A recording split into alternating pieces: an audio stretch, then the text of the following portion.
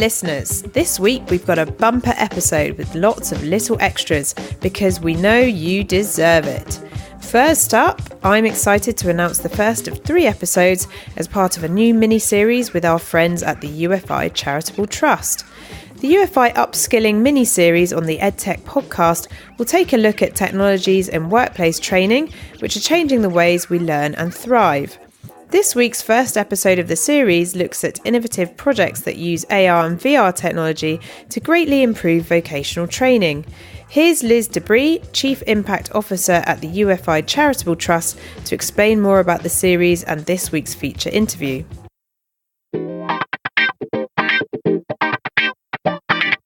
Okay, so I'm really pleased to have Liz Debris, Chief Impact Officer at the Ufi Charitable Trust, on the line. So welcome, Liz.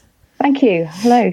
So this week we're kicking off with the UFI mini-series on the Edtech Podcast. I thought that a good question would be if you could tell our listeners a little bit, first of all, what to expect across the series. Yeah, sure. Okay. So UFI is all about upskilling the UK. We're focused on adult vocational learning. And we believe the way to improve that is through innovative technology and new approaches. So we fund projects that do just that, find new ways of learning in various sectors. So what we're hoping to do through this mini-series is just share some of our findings across the various technologies and sectors and demonstrate what we have been doing over the past few years. And if I understand correctly, you've now funded, or you're coming up to having funded, your 100th project. Is that right? Yes, we have. And yes, it's a bit mind-blowing thinking about that. I think we've got something like 55 projects on the go at the moment. So it keeps us very busy. Are there any trends that you see in terms of the projects that have legs, in terms of investment, growth and impact? Yes, absolutely. I think it's those projects that come through and have a very clear understanding of the market and who is going to be using their solutions and how they're going to reach them. They've got a massive head start and will be the most successful. Also, we've seen a bit of a trend where I think especially as new technologies come along, people get very excited about them and just want to apply them to all sorts of scenarios. And of course, that's not always very helpful. So we're starting to see things like virtual reality actually being applied in useful scenarios as opposed to just being some novelty tech to try out. So that's interesting that you mentioned VR. So this week we're obviously looking at the application of AR and VR in terms of upskilling. Aside from the National College for Nuclear, which projects stand out in their useful application of AR and VR, do you think? Gosh, well, I suppose one of the things about VR and AR is what it enables you to do. And we're finding that our projects are getting increased speed to competence. Obviously, it enables them to train learners in environments that would normally be too dangerous for them to operate in without the skills. It can also be very costly for training without the VR.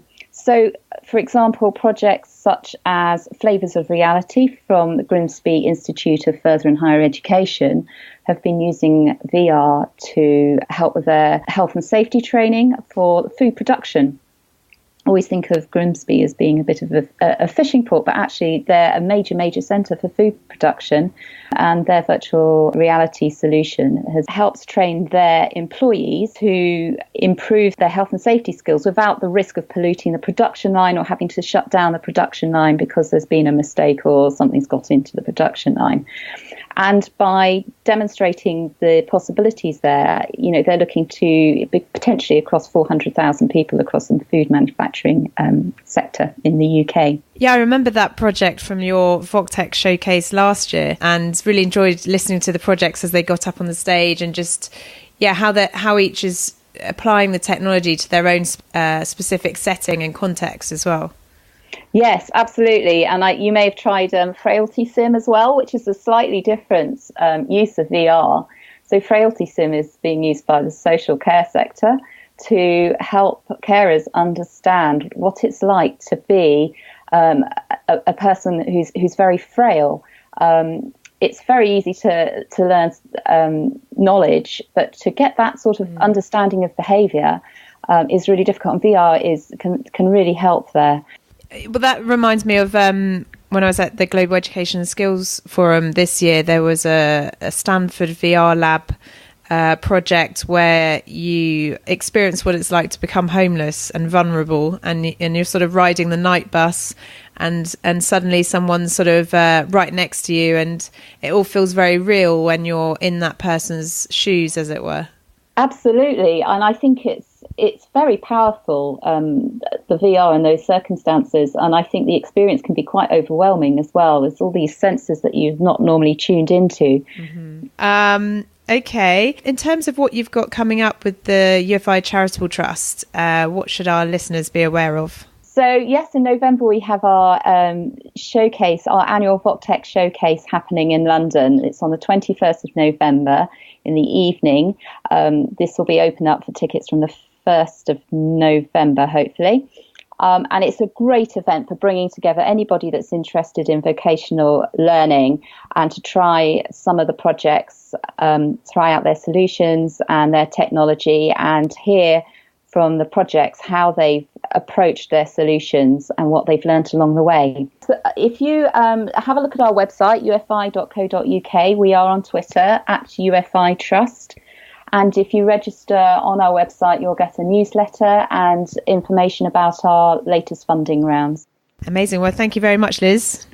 Thank you very much. Thanks, Liz.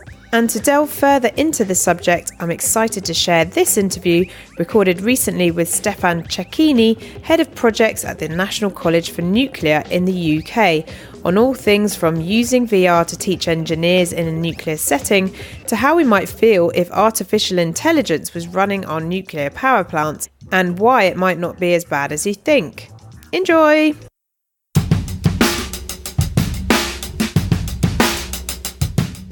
Okay, so I'm delighted to have on the line Stefan Czech, Head of Projects at National College for Nuclear. So, first of all, it's very exciting to speak to someone who works as the Head of Projects at a National College for Nuclear. So I wondered if, to kick off, you could perhaps tell our listeners what that entails and dismiss all of their probable stereotypes around red buttons and eating donuts and that kind of thing. Yeah, of course. So, first of all, what is a national college? Well, about 7-8 years ago, we had a coalition government that had a Minister for Business, Vince Cable, that came up with the industrial strategy. And the industrial strategy said that there were probably 11, 12 verticals that would be definitive areas for success for the UK economy. And one of those was nuclear. And each one of those verticals should have its own national college, a centre of excellence, really, for the development of skills and training for the employees of that sector. Cut a long story short, we won the right as Bridgewater and Thornton College to run the southern hub of the National College for Nuclear. And we kind of really focus on creating opportunities for those who are of a higher level, intellectual level, vocational learners, but not necessarily of a purely academic learning style.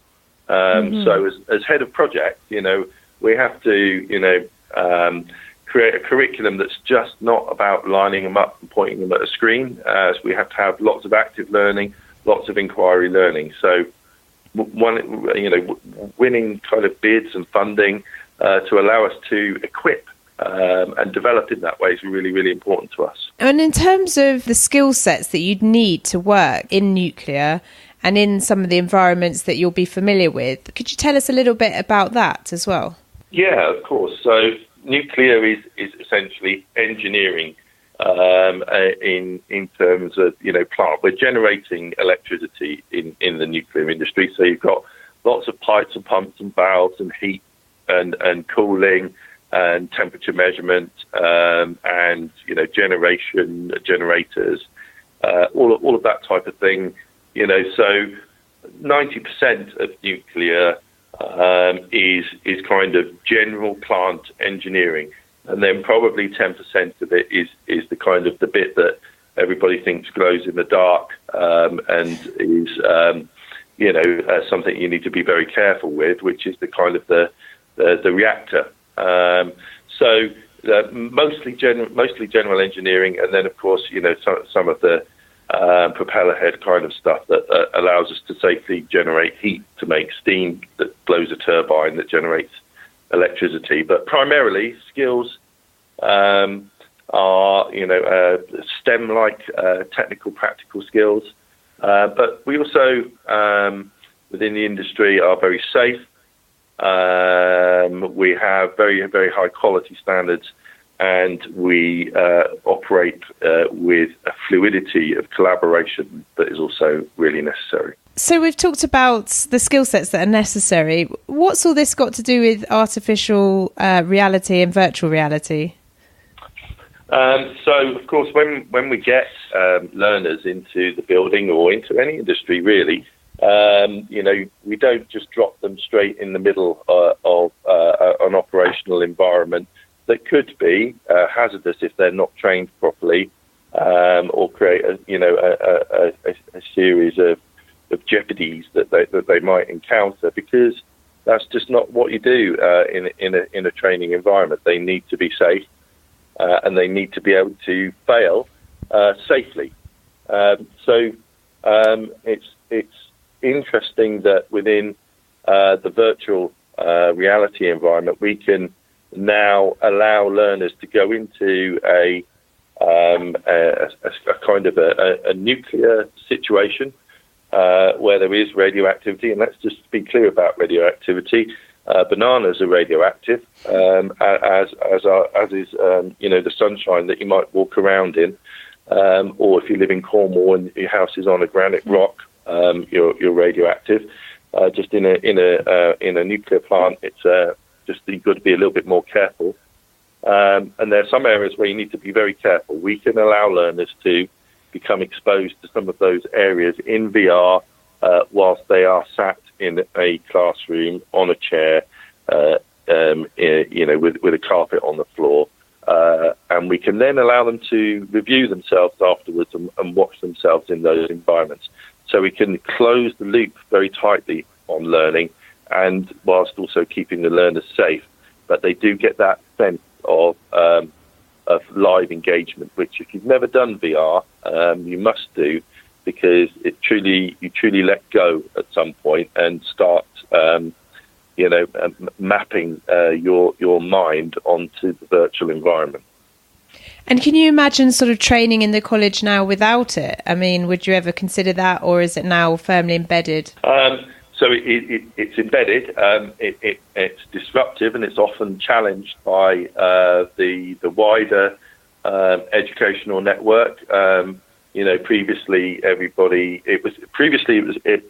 was probably too expensive and not good enough to engage with. Now it's at a price point and a level of technology that development can be done locally. The kit is quite affordable, and the experience is of a high fidelity. It's increasing. It's on a steep part of the curve in terms of becoming embedded in the curriculum. I predict probably in 10 to 15 years it will be fully embedded, and a lot of learning will be done in using virtual environments. In terms of assessment of your new employees, or sort of upskilling existing employees, how do you go about sort of using the technology, whether it's virtual reality or augmented reality, to understand how those employees are doing, and also especially if they're in a sort of group or collaborative setting? Okay, so if you can imagine putting on a VR set and then going into an unexplored space where there might be some radioactive sources that you need to deal with. That's a decommissioning scenario, and we coach somebody through the investigation and then the interventions that are required to make that space safe. we would give them a series of instructions that they would follow, a bit like if you were doing a practical task, and then they would rehearse and repeat those until they got them exactly right. In the interim leading up to that, of course, we screen record through, if you like, the screen that you can observe the VR happening upon, and they can review themselves afterwards, and with their assessor, they can collaborate on what they think the next action might be. So it's very, very interactive. It's very, very equal in terms of how we move things forward, and accelerates the learning quite a lot. So a portfolio or a series of outcomes that provide the evidence that say somebody can do something isn't now a series of ticks in boxes or a long answer question. It might be a video clip of them doing something in VR that then they have narrated themselves with live feedback from their assessor, which is entirely possible now with the rich media that the digital economy offers, and is also very, very Generation Y, Generation Z, because our learners come almost half expecting to be able to use these literacies in modern communications and media that they've grown up with. And finally, Stefan, what's next for you? So what's the big challenge ahead, and what are you focused on for the next 6 months or so? So one of the elements of VR that we have is the interactivity with the environment. So if you can imagine building something, a big Meccano kit of pipes and valves and pumps and all types of controlling devices in VR, so Minecraft really for adults, but sort of in VR. What we can do is put 2 or 3 stakeholders who might be contractors in a room and watch how they interact. And because it's in VR, we can record their decisions and their movements. And I think the next thing that I'm going to be looking at is artificial intelligence to optimize some of these activities. So we are learning from our subject matter experts, capturing some of their knowledge to help us perform tasks more effectively and more quickly. That's fascinating. So would some of the artificial intelligence be to kind of throw up an infinite number of scenarios, or? It would allow us to get to an earlier start point. So 20 or 30% of the task might be done using an algorithm that's recognised some patterns in learning and behaviour between skilled people. Yeah. I'm fairly sure that somebody's going to travel from the future and execute me because my friends are telling me that I'm building Skynet. I think artificial intelligence and learning to increase productivity really stop us wasting time, literally wasting energy, and literally creating waste. I think VR and AI combined has that kind of very positive blue sky rather than the machines taking over end game. Well, that's absolutely wonderful. So thank you so much for sharing your work with us, and thank you for being on the Edtech Podcast. You're very welcome, and very happy to talk to you again.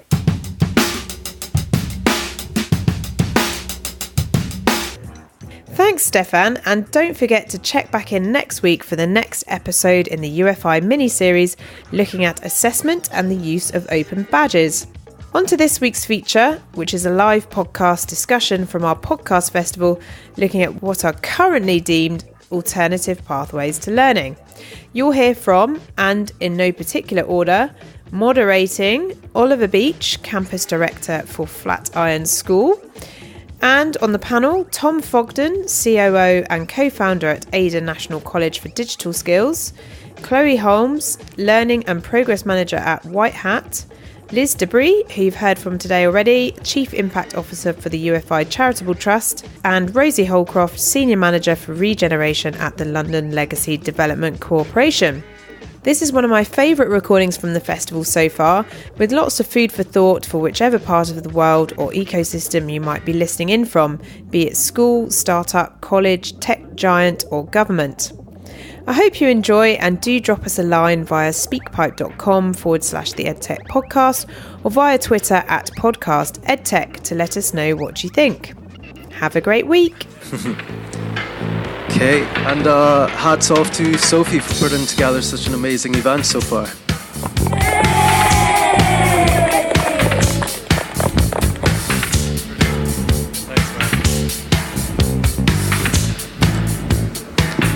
Hello, and welcome to a panel on alternative pathways. Although we're going to pitch that we don't believe that we're alternative, we believe we are the new normal, and so we are disrupting the title before we even begin.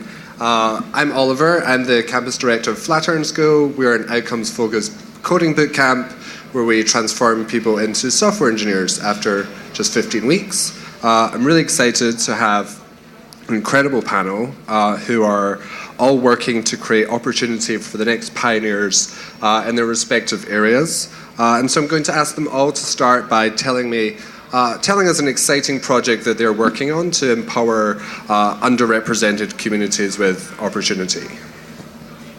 So perhaps introduce yourself, tell us where you come from, and talk about something you're excited to be working on.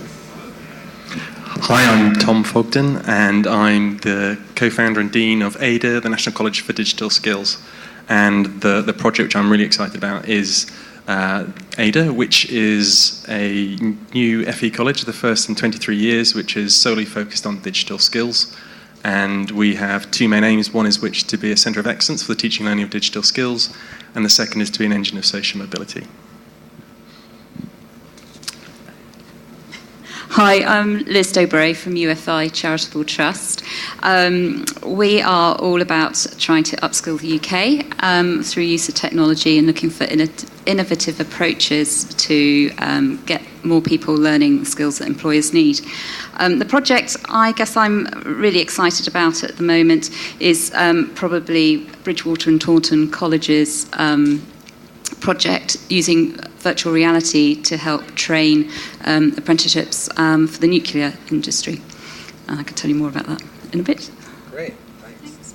Hi, I'm Chloe. I work at White Hat. I hope that what we're doing is an exciting project. Our mission is to accelerate incredible careers, develop a new generation of young leaders by getting them into amazing apprenticeships in sectors that you might not have thought about before, in tech, in digital marketing, and in accounting, and really making sure that young people across a really diverse range of backgrounds have access to those opportunities. We've got a couple of key projects that we're working on to make that happen. We are working with UFI to try and create a rubric for how employers can assess the sort of potential and future potential of young people that is not just on their prior academic attainment.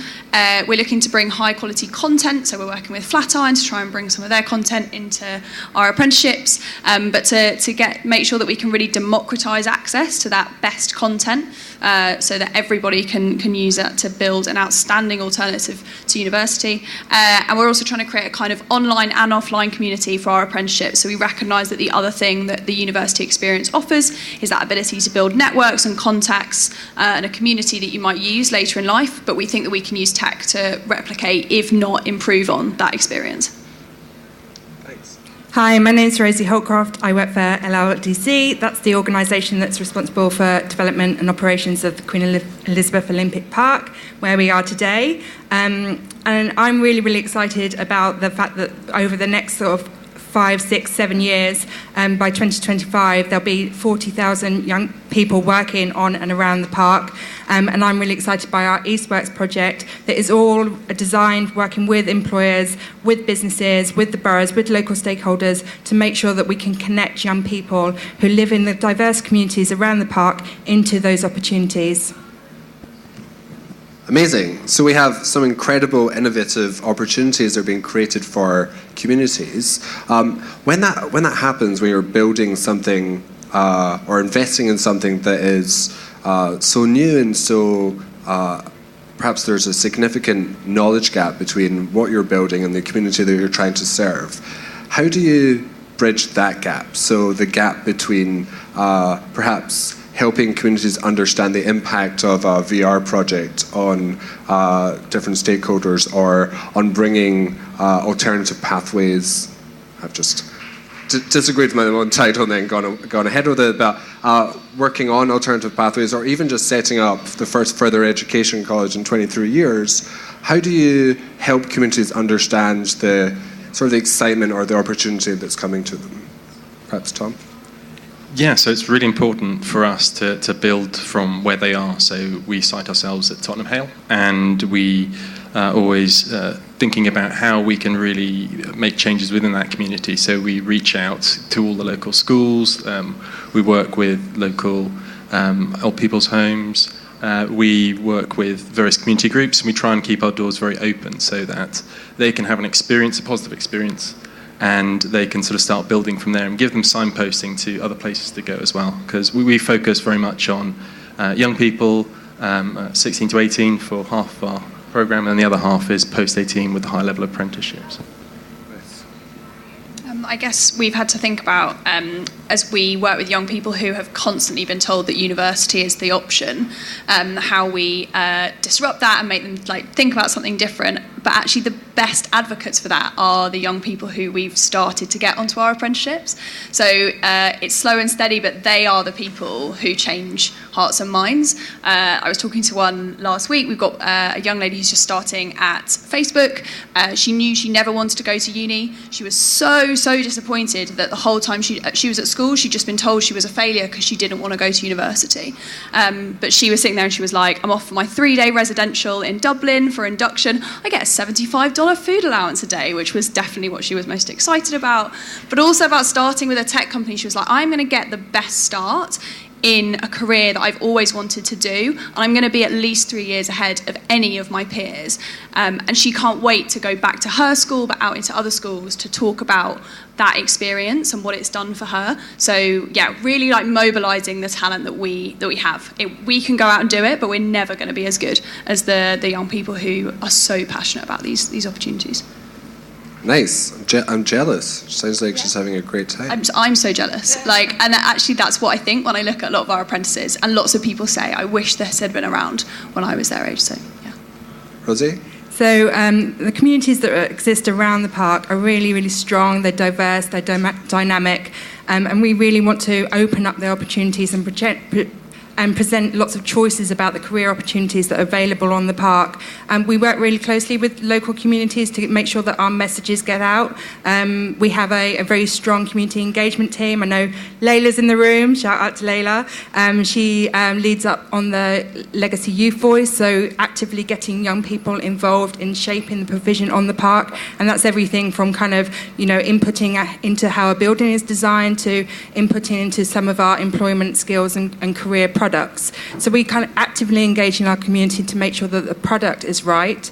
I think where we've got to do maybe a bit more work on is around sort of an information gap. We have an amazing amount of opportunities coming forward on the park, and we want to make sure that we reach out to all young people. And I'm very excited that there's a hackathon event actually taking place at Here East in the next few months, where Here East are collaborating with Hackney Quest, a local youth organisation that's based in Hackney Wick, just across the canal, to kind of challenge us about some of the way that we present our opportunities, and collectively to work out some of the solutions around how we can engage more young people, particularly looking at the role of technology and social media and how we can use those channels more effectively to make sure young people are hearing about the opportunities and then hearing about the kind of the training programs that we're putting in place to make sure that we're developing those pathways into our opportunities. So yeah, we do well, but I think we've got a lot further to go.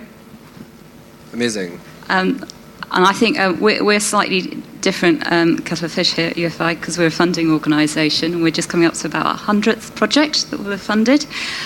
So we've been quite busy. So really, it's for our projects. So they are the people and the companies running the projects that are going out and engaging with the learners, and be that young people or older. And obviously, depending on the sector and depending on the type of project that they're working on, it will be different every time. But we do have a project, for example, down in Sussex, East Sussex College, running Digital Guild, and they're looking at how they can badge identify not knowledge, but it's the skills, it's the behaviour and those soft skills that employers are telling them are so important.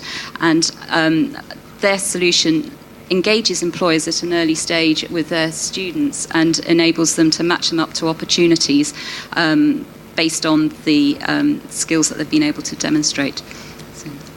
Nice, thank you. I think one thing that everyone sort of touched on so far is really understanding what industry is looking for and connecting young people with that opportunity and making sure that what we're doing is staying relevant to the needs of employers.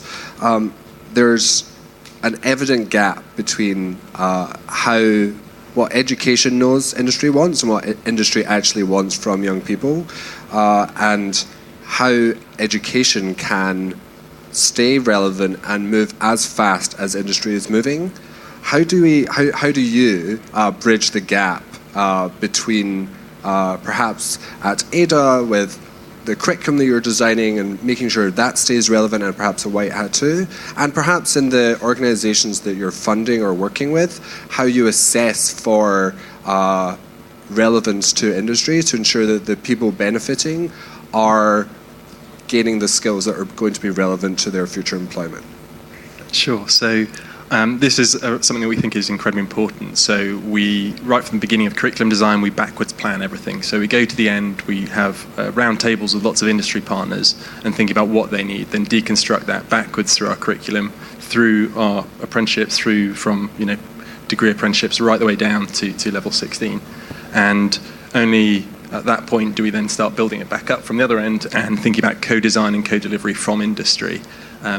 Very much something we do, lots of project-based learning, bringing the industry into the organisation on a weekly basis. It's something that's being very iterative and going through the cycle a number of times. You can't be complacent. I think a really good example is when university degree typically takes a year or so to design. It takes a year to go through its processes internally, and then it's delivered over 3 years. So essentially the third year is 5 years out of date, and industry is light years ahead of that.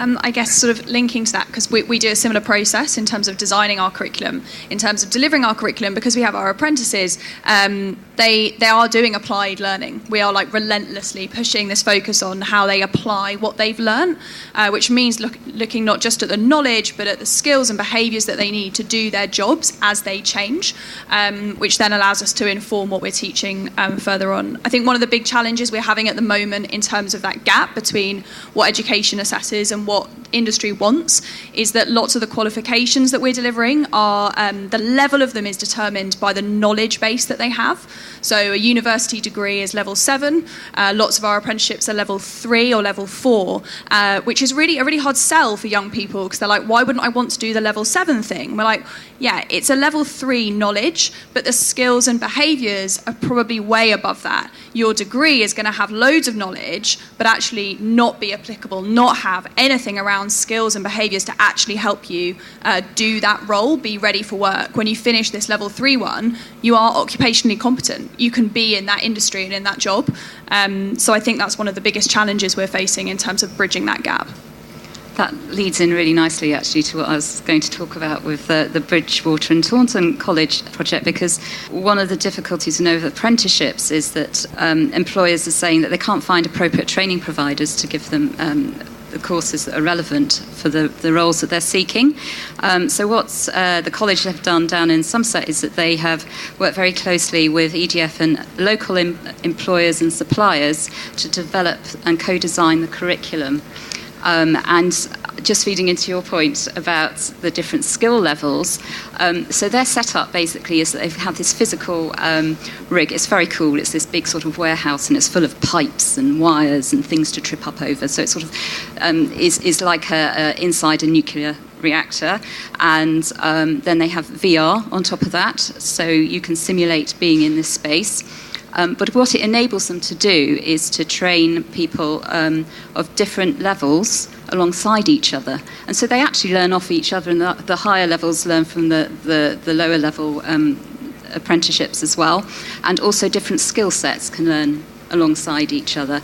And because of the technology that's being used, they've taken a different view to how they assess. So it's changed how they assess the courses from being very test-based to now very practical-based as well. So it's having a real impact on the system. Yeah, and I wonder also, I know that the Big Four accounting firms have stopped asking for people's degree classifications, perhaps A-level results from their CVs, because they're more interested in the skills and competencies that young people have when going into them. But I wonder whether you think if the young people are aware of the competencies that they have and if they're building them, and how we could perhaps help them become more aware of what they're building through the experiences that they're having. We have found that we've had to really reframe our recruitment process. Like when we're looking for identifying that young talent, they don't know what they don't know, and they certainly don't know these skills that they are amazing at when school has told them the whole time that because they're not going to get top grades, they're not successful. So we actually have a very kind of supportive, collaborative recruitment process. We bring people through a lot of stages around just helping them to see what they can bring to employers. We help them to build a video CV, because actually that's something that as young people they find that a really nice way to shine and to show off what they have, much more so than writing out something, and it allows them to show that personality and that skill rather than like what their A-level results are. With or without filters? It depends. Yeah, the digital marketing ones are so good at using the filters. That's one of my favourite things that they do. Tom? I was just going to tell you about a project that we're working on called Flipside, which is done in collaboration with Ada, A New Direction, LRDC, and 4 amazing digital studios who have kind of recognised again that, you know, the sort of they want to tap into diverse talent to give them their business fresh ideas and to bring in different perspectives, but they didn't feel that apprenticeships quite worked for them. So they've come together to co-create Flipside, a digital product training design program that runs over 3 months and really builds on kind of mindsets. So they look to kind of instill the curious thinker, the critical thinker, the explorer, alongside a number of sort of softer skills like networking, and of course the sort of the harder skills to give them a founding knowledge and a kind of understanding of digital product design. And that's been really, really effective. We ran a pilot earlier this year, 12 young people from very different backgrounds. And I'll give you the example of Bucky. Bucky is a Hackney resident. She used to walk past us too and think, wow, that's a really cool place. I wonder what's going on in there. But for whatever reason, felt that she couldn't access that space. Flipside brought them together. She worked with us too. She was part of their team. They taught her, she was immersed within their space, and as a result she's now working there. And many of the young people that went through the programme either got on paid internships or employment because they kind of learned those kind of mindsets that the employers were looking for, and they were able to showcase their talent. Amazing. I was just going to say, this is where badging comes in again, and I can see Cities of Learning as well in the audience. Hello. And also doing a similar thing where you can show skills through video and media that's more relevant to young people and skills. Yeah, and we interview everyone that applies, so we don't look at their grades necessarily. We really are very interested in what they can do, and we ask them to bring evidence of their passion for technology. And that's often where a student really comes alive. Perhaps they brought in a robot, perhaps they brought in a computer they built in their spare time. However, they may have not been doing so well academically at that point in time, but once they start focusing on their passions, then through the college they're able to really make a massive difference. And a number of those types of students have gone on to work at Google, at Deloitte, scholarship to GCHQ, things like that. So really exciting time for us. Amazing. Yeah, it's similar at Flatiron School when people apply to become software engineers. Our admissions process is incredibly rigorous, but it's completely focused on culture fit and demonstrating technical skills. So we do a culture interview. We make sure that they have great values and that they are collaborative, open, vulnerable. There's a whole list, all the best values we want in people, and then also technical interviews. So we're really assessing for people that really want to show off and try their best with a new language before they join us.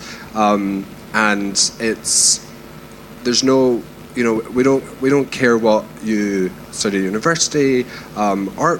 people come from so many different backgrounds, from therapists to doctors to graduates, because you can learn new languages, new skills with great ease if you have the sort of ambition and tenacity to do so. We're hearing some, you're building and investing in incredible projects that are scalable and have demonstrative impact on young people. We're talking a lot about young people, and I know that some of you are working on opportunities perhaps for baby boomers as well. And I wondered if we could share a little bit how we're supporting different communities outside of young people. This maybe is a Liz question. So UFI, we fund all sorts of organisations in sectors where we feel there's a need for better skills. And that could be any age from 16 plus upwards, right the way through. Because you don't suddenly stop the need to learn when you stop being a young person, like I'm no longer. So it's about making those opportunities available for all, and that's what tech can do. It takes away a lot of the barriers and to accessing learning. And apprenticeships are open to all. 46% of apprenticeships are actually to people over 25. This makes a massive difference. We work with a lot of career switchers as well. So people with families looking to move into the tech sector, they recognise it's booming, they recognise the potential for earnings there. So a lot of people are starting to see that opportunity. I think even though also we only work with young people, but actually the value of a young apprentice in a company, like the number of our companies that come to us, and actually we've got 3 apprentices in our offices who are all school leavers, left school at 18, and A, they're some of my favourite people to work with anyway, but B, what they know already and what they can bring to the company and what we can learn from them is actually also very, very cool. Most of our programmes aren't age restrictive, and in fact we hope that we're using the opportunities that are being created on the park as kind of a way for people to progress their careers as well, and advance their careers, not just start it on the park. So a lot of our programmes are at age for people of all ages. Nice. So what have been the biggest barriers in setting up these projects for different communities? And perhaps if you're funding them and you're evaluating their scalability and their ability to create impact, what are you looking for to help those organisations identify those barriers? I think really it's, do they understand the market? Is there a demand there? It's great having a fabulous idea that's going to change the world, but unless you can demonstrate that there's interest and it really is going to have an impact, then it's going to be very difficult to take it forward. As an organisation, we help projects a lot with, we can guide and point them in the right direction for the more technical side of things, and we have a team of experts across all sorts of things that can help them. But unless they have that knowledge of the market, and they've done their research, it won't go anywhere. For us, and I think many people, finding people that are really inspiring teachers and lecturers is incredibly difficult. To find people that have genuine talent and knowledge, but also have that enthusiasm and skills to give that across to other people, I think is really gold dust. So something that we spend a lot of time trying to find. It's very hard. I'd also love to know the answer to that. So how do you mitigate that problem? Put you on the spot. To that problem? You spend a lot of time meeting people, networking. You then try and get them to see the benefits of what you do. There is no silver bullet to it. It's hard graft and conversations, and you find people that could do other things but are really excited about working with young people and get that vision and really choose to do that. Also, having flexible work practices is very important. So people that may have families, people that may want to do something on the side because they're self-employed, things like that are incredibly the way forward, I think. And also, Ada is a really inspiring place. So if you haven't been, you should go visit and see the incredible learning that's happening on their campus. Rosie or Chloe? Yeah, for us, I think it's about information and getting information out there to everybody that we want to engage in our programs. We've got a huge amount of opportunities that are being created on the park, fantastic careers, breadth of careers, and we want to make sure that we put in place those right training programs, those right schemes to enable local people to benefit. And so I think it's just about messaging, about getting out to everybody to attract them onto our programs so that they get the right pathway into those opportunities. So yeah, I think it's an information barrier potentially. I think as long as we're sitting on a panel that's called Alternative Pathways, that's our biggest barrier. The kids that we work with are being told every day that unless they go to university, they're not a success. We need more schools to invite us in. We need more teachers to talk to students about this as a not just alternative, but a great pathway. We need more employers to think about hiring non-graduates, and we need to have more single sources of information. So if you make a UCAS application, you make one application. You apply to every university in the country. At least if you make an application with White Hat, you do make it to hundreds of employers, and we can then match you. But it's still not a perfect system. But also, we are, if you look at in the next couple of weeks, launching a new website called Career Hacker to try and create more of a single source of information about apprenticeships. Because if you go out and Google it and just try and work out what on earth they are and how they work, it is not that clear. So we're also trying to address it by doing that. But yeah, hopefully this time next year, sitting on a panel called Pathways to Learning and Development would be great. Or we'd be talking about the next alternative pathways to learning and employment, whatever they might be.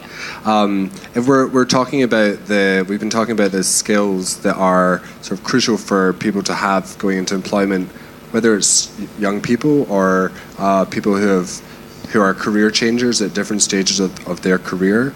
We've talked about networking, we've talked about digital skills. What do you think the biggest challenges will be for young people going into the workplaces, especially young people that come from perhaps diverse and underrepresented communities? And then a stretch question is how can we or how can employers help prepare them once they're there, right? So once they've come into the building and once they're in their first week and in their first year, how are they best supported once they leave your institutions or leave your communities?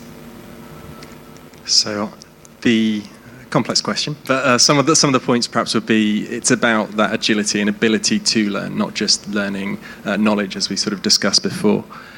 That being self-starter and independent is incredibly important, and a lot of the communities and the young people that we work with obviously aren't independent, so online courses aren't the silver bullet to that. So there has to be a lot of energy and activity in teaching them those skills. Once they get in the workplace, then there is this amazing opportunity because industry has this massive gap and they're willing to think differently. There is this unique opportunity now. Great. I think Chloe's eager to share something. I think it's the same in that I would challenge the premise of your question that young people face these like unique challenges, or that young people from disadvantaged backgrounds face unique challenges. I think they face the challenges that we've all faced going into a workplace for the first time. I think the most important thing for us in terms of meeting general barriers is community. Like, as I said, at university you get this community, but actually we need to make sure that no matter what pathway you arrive in the workplace through, that you still have that group of people that you can talk to about your next steps or the challenges that you have. And I think tech has a massive role to play in that. I slightly disagree with you, and I think actually you probably need to ask people who are from those diverse communities that we're talking about to understand what barriers they do face, rather than to think we know.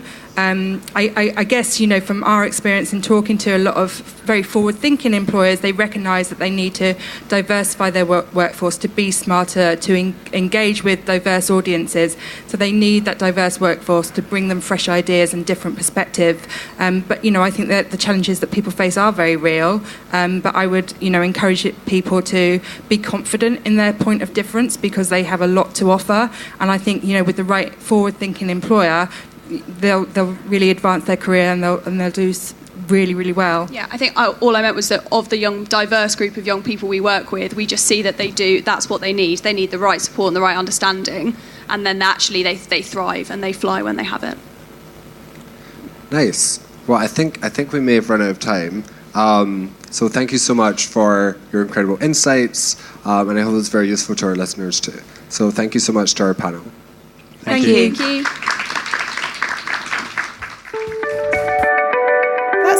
this week's episode. I hope if you're listening to this, you're out walking your dogs or going for a run or washing up daydreaming out the window.